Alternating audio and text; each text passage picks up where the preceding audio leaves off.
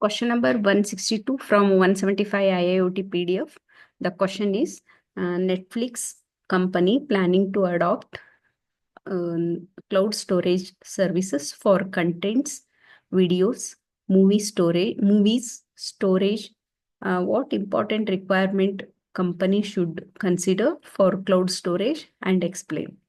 So the meaning of the question is, what are the important factors should the Netflix should think about when deciding to use cloud storage for saving its videos, for saving movies, for saving other content.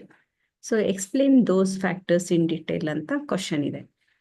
So Netflix ಅನ್ನೋದು company ಇದೆ ಅಲ್ಲ, Netflix company ತನ್ನ ವಿಡಿಯೋಗಳನ್ನ, ತನ್ನ ಫಿಲ್ಮ್ಗಳನ್ನು, ಮೂವೀಸ್ಗಳನ್ನು ಮತ್ತೆ ಈ other contents ಇರ್ತದಲ್ಲ, ವಿಷಯಗಳನ್ನ ಸ್ಟೋರ್ ಮಾಡೋಕೆ ಕ್ಲೌಡ್ ಸ್ಟೋರೇಜ್ ಸರ್ವಿಸನ್ನ ಅಡಾಪ್ಟ್ ಮಾಡ್ಕೋಬೇಕು ಅಂತ ಯೋಚನೆ ಮಾಡ್ತಾ ಇದೆ.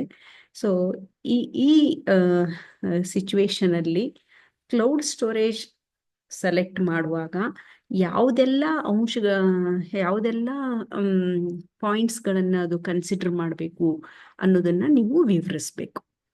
ಕ್ಲೌಡ್ ಸ್ಟೋರೇಜನ್ನ ಸರ್ವಿಸನ್ನು ತಗೋಬೇಕು ಅಂತ ಅದು ಪ್ಲಾನ್ ಮಾಡಿದೆ. ಕ್ಲೌಡ್ ಸ್ಟೋರೇಜ್ ಸರ್ವಿಸ್ ತಗೊಳಕ್ಕೆ ಏನೇನೆಲ್ಲ ಪಾಯಿಂಟ್ಸನ್ನು ಅದು ಕನ್ಸಿಡರ್ ಮಾಡಿ ಕ್ಲೌಡ್ ಸ್ಟೋರೇಜನ್ನ ಸೆಲೆಕ್ಟ್ ಮಾಡಬೇಕು ಅಥವಾ ಪ್ಲಾನ್ ಮಾಡಬೇಕು ಕಂಪನಿ ಅನ್ನೋದನ್ನ ನೀವು ಈ ಕ್ವಶನ್ ಅಲ್ಲಿ ಎಕ್ಸ್ಪ್ಲೇನ್ ಮಾಡಬೇಕು. ಸೊ ಈ ಕ್ವಶನ್ ಡಿಸೆಂಬರ್ 2024 ಅಲ್ಲಿ ಅಪಿಯರ್ ಆಗಿದೆ. And there are several important requirements that the company should consider in order to adopt the cloud storage. Why the cloud storage is required for Netflix? In order to store the content, in order to store the videos and movies. ಅದರಲ್ಲಿ first one highlight ಮಾಡ್ತೀನಿ, security ಅಂತ ಕೊಟ್ಟಿದೆ. So ಇನ್ನು ಇಲ್ಲೊಂದಷ್ಟು points ಇದೆ, 5 points, ಒಂದೊಂದು ಪಾಯಿಂಟಿಗೆ 2 mark ಇರುತ್ತೆ. So ನೀವು ಇನ್ನೂ ಎಕ್ಸ್ಟ್ರಾ ನಿಮ್ಮ ಟೀಚರ್ಸ್ ಹೇಳ್ಕೊಟ್ಟಿದ್ರೆ ಅದು ಕೂಡ ಇದಕ್ಕೆ ಆ್ಯಡ್ ಮಾಡ್ಬೋದು. ನಾನು ಈ PDF ಅಲ್ಲಿರೋದು ಮಾತ್ರ ಎಕ್ಸ್ಪ್ಲೇನ್ ಮಾಡ್ತೀನಿ. ಸೆಕ್ಯೂರಿಟಿ ಅಂದ್ರೆ ಏನು?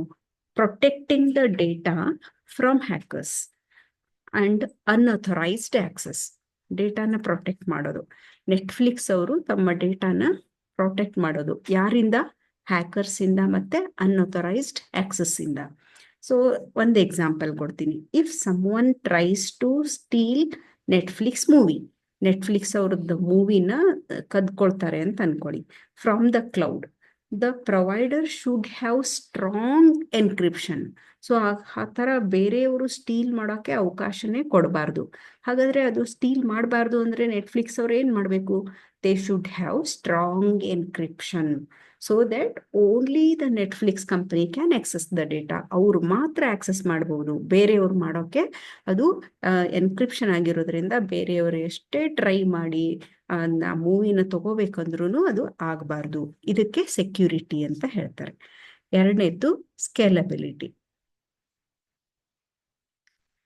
ಸ್ಕೇಲಬಿಲಿಟಿ ಅಂದ್ರೆ ಏನು? The storage should grow with Netflix needs. ಅದು ಗ್ರೋ ಆಗಬೇಕು.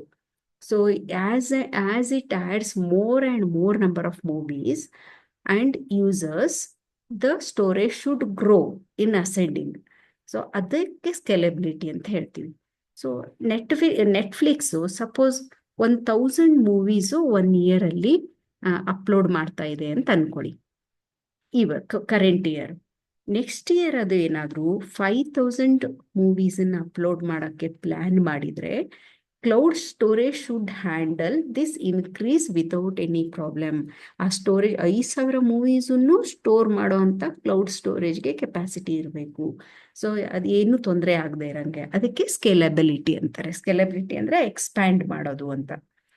Next one performance. So performance ಅಂದ್ರೆ ಏನು? The speed of uploading and downloading the movies. ಎಷ್ಟು ಫಾಸ್ಟಾಗಿ ನಾವು ಅಪ್ಲೋಡ್ ಮಾಡ್ತೀವಿ, ಎಷ್ಟು ಫಾಸ್ಟಾಗಿ ಅದನ್ನು ಡೌನ್ಲೋಡ್ ಮಾಡ್ತೀವಿ ಅನ್ನೋದಕ್ಕೆ ಪರ್ಫಾರ್ಮೆನ್ಸ್ ಅಂತ ಹೇಳ್ತೀವಿ. So the speed of uploading and downloading movies should be very fast.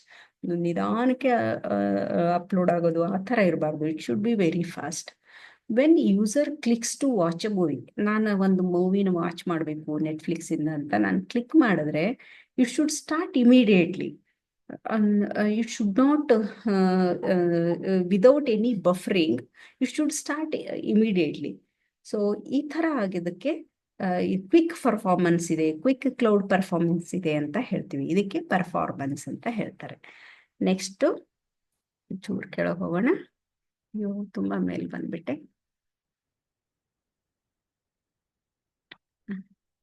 Sorry.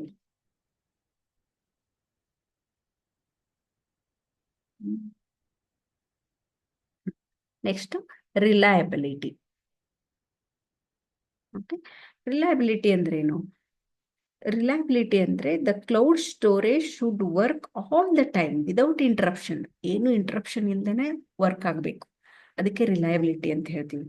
So when user clicks to watch a movie, ಯಾರಾದರೂ ಅದನ್ನ ಒಂದು ಮೂವಿನ ಕ್ಲಿಕ್ ಮಾಡಿ ವಾಚ್ ಮಾಡಬೇಕು ಅನ್ಕೊಂಡಿದ್ರೆ, ಸಾರಿ ಹಾಗಾಗಲ್ಲ ಇದು, ಅದು ರಿಲಯಬಿಲಿಟಿ ಅಂತಂದ್ರೆ the cloud storage should work all the time without any interruption. ಅಂದ್ರೆ ಏನು?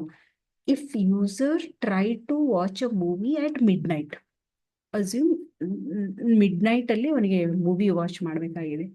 So the movie should be available even if there is heavy traffic on the Netflix. ಅವನು ಯಾವುದೇ ಯೂಸರ್ ಯಾವ ಟೈಮಲ್ಲಿ ಅವ್ನು ಕ್ಲಿಕ್ ಮಾಡಿದ್ರು ಅದು ಮೂವಿ ಬರಬೇಕು. ಅದಕ್ಕೆ ರಿಲಯಬಲ್ ಇದೆ, ಆ ನೆಟ್ಫ್ಲಿಕ್ಸು ರಿಲಯಬಲ್ ಇದೆ, ನಾ ಎನಿ ಟೈಮ್ ಅದನ್ನ ಆಕ್ಸೆಸ್ ಮಾಡ್ಬೋದು ಅಂತ ಹೇಳೋದಕ್ಕೆ ರಿಲಯಬಿಲಿಟಿ ಅಂತ ಹೇಳ್ತೀವಿ. ಓಕೆನಾ?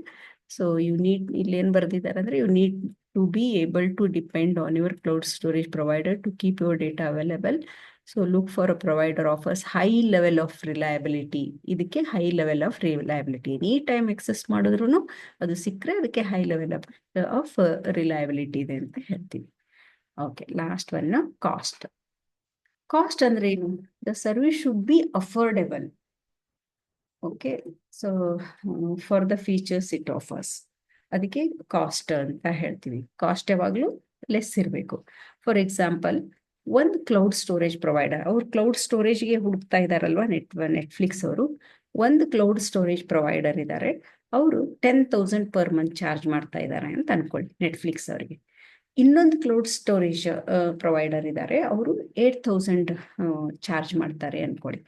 ಈ 10,000 ಚಾರ್ಜ್ ಮಾಡೋರು 8,000 ಚಾರ್ಜ್ ಮಾಡೋರ್ಗು ಇಬ್ಬರಿಗೂ ಸೇಮ್ ಫೀಚರ್ಸ್ ಇದೆ, ಇಬ್ರು they are giving the same features. So ಅವಾಗ ನೆಟ್ಫ್ಲಿಕ್ಸ್ ಯಾವುದನ್ನು ಚೂಸ್ ಮಾಡಬೇಕು? Netflix should choose cheaper option 8,000 option ಅನ್ನು ಚೂಸ್ ಮಾಡಬೇಕು. Because if both are offering equal quality, ಅವಾಗ ಅದಕ್ಕೆ ಕಾಸ್ಟ್ ಕಡಿಮೆ ಆಗುತ್ತೆ. Consider the cost of using cloud storage service.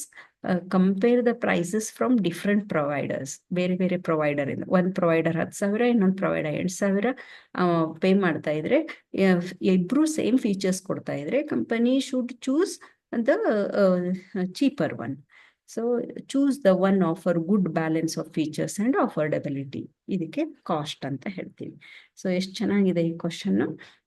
So cost ಕಡಿಮೆ ಇರೋದು, ನೆಟ್ಫ್ಲಿಕ್ಸ್ ಅವರು ಕಾಸ್ಟ್ ಕಡಿಮೆ ಇರೋದಂತ ಕ್ಲೌಡ್ ಸ್ಟೋರೇಜ್ ಪ್ರೊವೈಡರ್ನ ಹುಡುಕ್ಬೇಕು. ರಿಲಯಬಿಲಿಟಿನ ಮಿಡ್ ನೈಟಲ್ಲಿ ಸರ್ಚ್ ಮಾಡಿದ್ರು ಅದು ನಮಗೆ ಮೂವಿ ಇಮಿಡಿಯೇಟ್ ಸಿಗಬೇಕು.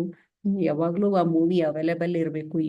ಹೆವಿ ಟ್ರಾಫಿಕ್ ಇದ್ರೂ ಕೂಡ ನಮಗೆ ಅವೈಲೇಬಲ್ ಇರಬೇಕು, ಅದಕ್ಕೆ ರಿಲಯಬಿಲಿಟಿ ಅಂತೀವಿ. ಆ್ಯಂಡ್ ಪರ್ಫಾರ್ಮೆನ್ಸ್ ಅಂತಂದರೆ ಹೇಳಿದ್ನಲ್ಲ, ವಿದೌಟ್ ಬಫರಿಂಗ್, ಇಮಿಡಿಯೇಟ್ಲಿ ಅವನು ಯೂಸರ್ ಕ್ಲಿಕ್ ಮಾಡಿದ್ರೆ ಇಮಿಡಿಯೇಟ್ಲಿ ಅವನಿಗೆ ಮೂವಿ ನೋಡೋಕೆ ಸಿಗಬೇಕು. ಅದಕ್ಕೆ ಹೈ ಪರ್ಫಾರ್ಮೆನ್ಸ್ ಇದೆ ಅಂತ ಹೇಳ್ತೀವಿ. Cloud storage. ಸ್ಕೇಲೆಬಿಲಿಟಿ ಅಂದರೆ ಎಕ್ಸ್ಪ್ಯಾಂಡ್ ಮಾಡೋ ಕೆಪಾಸಿಟಿ ಇರಬೇಕು. ಈ ವರ್ಷ 1,000 ಮೂವಿ ಅಪ್ಲೋಡ್ ಮಾಡಿದ್ರು ನೆಟ್ಫ್ಲಿಕ್ಸ್ ಅವರು, ನೆಕ್ಸ್ಟ್ ಇಯರ್ 5,000 ಮೂವಿ ಅಪ್ಲೋಡ್ ಮಾಡಿದ್ರು ಅದನ್ನ ಸ್ಟೋರ್ ಮಾಡೋಂಥ ಕೆಪಾಸಿಟಿ ಇರಬೇಕು. ಮತ್ತೆ ಸೆಕ್ಯೂರಿಟಿ ಹೈ ಇರಬೇಕು. ನೆಟ್ಫ್ಲಿಕ್ಸ್ ಅವರು ಮಾತ್ರ ಆಕ್ಸೆಸ್ ಮಾಡಂಗಿರ್ಬೇಕು, ಬೇರೆಯವ್ರ ಹ್ಯಾಕರ್ಸ್ ಅದನ್ನ ಆಕ್ಸೆಸ್ ಮಾಡೋಕ್ಕೆ ಅವಕಾಶ ಇರಬಾರ್ದು. So these are the important features the Netflix should consider when it wants to adopt a cloud storage services in order to store the contents, videos and a movie. This is answer for question number 162.